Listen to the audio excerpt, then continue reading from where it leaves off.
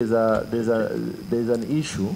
Religious leaders from different umbrella bodies presented their views to the Senate committee investigating Shakahola killings, with the majority of them having differing views.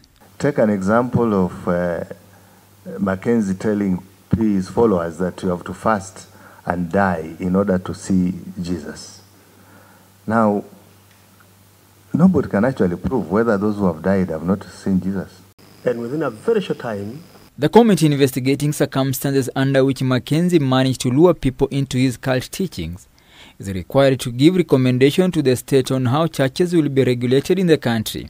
Some of the doctrinal principles that the Good News Church was based on were expanded to the extent that they actually brainwashed the Kenyans.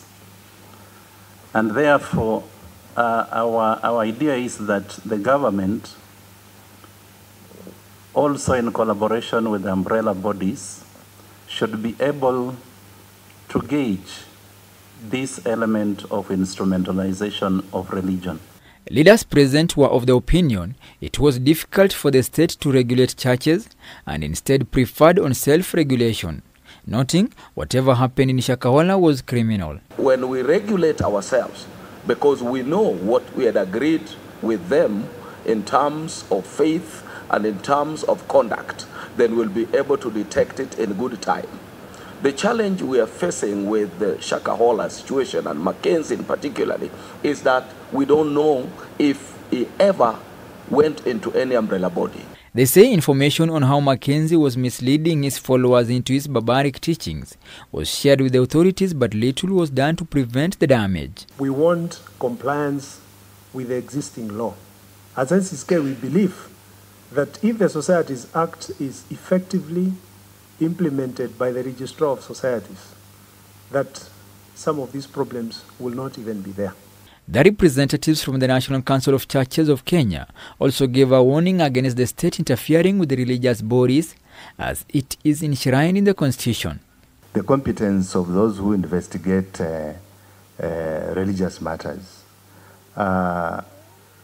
It is very clear that the investigating arm of the government may not have the competences required, for example, in religious studies or in theology. One of the recommendations was for those who wish to be church leaders should at least have a degree in theology.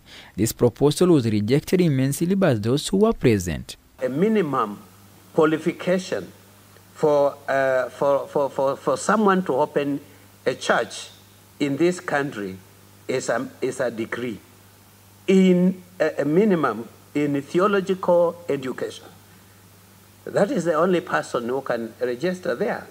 And now you see they are giving direction, because they are saying, such a guys are coming in here and saying, the Spirit has told me. They said that is not enough. So we cannot agree to this.